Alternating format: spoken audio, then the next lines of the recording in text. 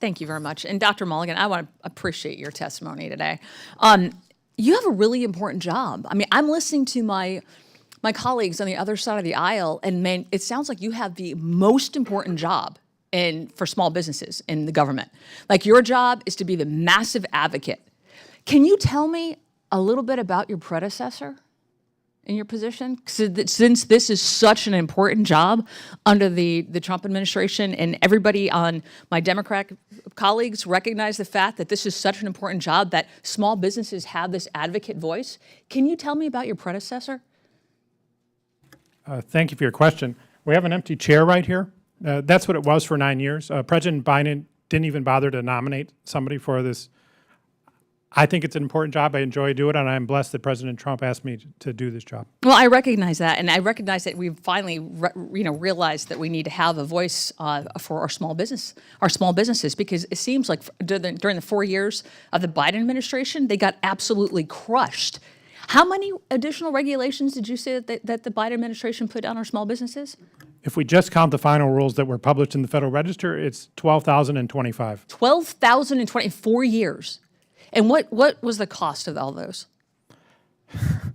I mean, there's so many, it's a little bit hard to say, but my best estimate is for the entire economy, $6 trillion with a T. Wow.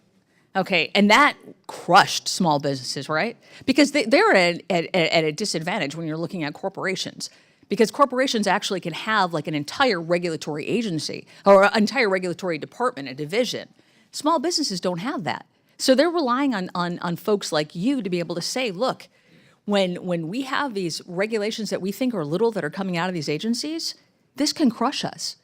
I mean, it's averaging, what was that, $50,000 an employee is what the small businesses were having to pay in addition to during the Biden administration. It is absolutely astonishing to me that after the previous four years of that administration, that we are finally having advocacy from our Democrat colleagues for small businesses. The $1.8 trillion that they added. We're hearing about tariffs and crushing the economy. I'm sorry, what was the GDP growth last quarter?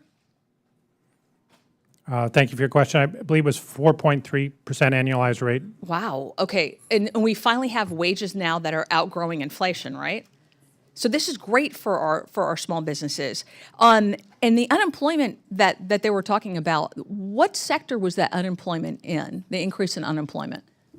It's the public sector, right? It was government jobs, right, that we had lost. But in the private sector, didn't we see an increase? Didn't we see more small businesses hiring?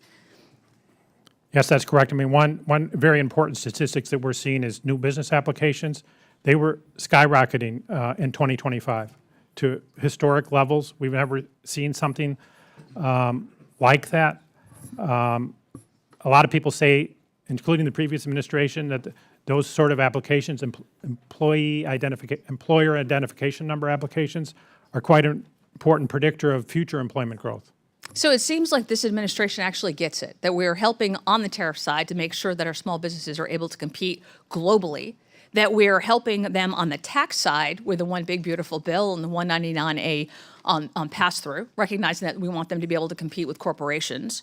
And then I actually have a bill that was passed off the House floor. It's the H.R. 2965, the Small Business Reduction Act of 2025. And basically what that says, it's a bill that any new rulemaking by the SBA is at no cost to small businesses. Now, it's not saying that you can't have additional regulations as necessary, as needed, but what it does say is you're going to have to cut some that are duplicative, that are unnecessary, that don't even reflect the intent of the law. Can I ask you how we can make that permanent, that we can actually codify the decrease in regulations on small businesses, and how do we create like a systemic culture of regulatory discipline where agencies will have to review with regulatory scrutiny? Yeah, thank you for your question.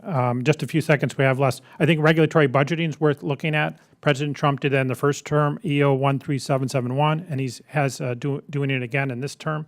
That's something that could be in the statute that Congress could be involved with, not just setting the money budget, but also setting the regulatory budget. Okay, fantastic. I appreciate that. What has your office, in like the 10 seconds that you've got, what would you say are the top 3 things that you've gotten accomplished since you've been here? I think this being a part of the regulatory agendas, saying what rules we're going to add and subtract and reform, that is huge, and very, very gratified that so many agencies have asked for our input. Fantastic. Thank you very much for what you do, and appreciate your testimony here today.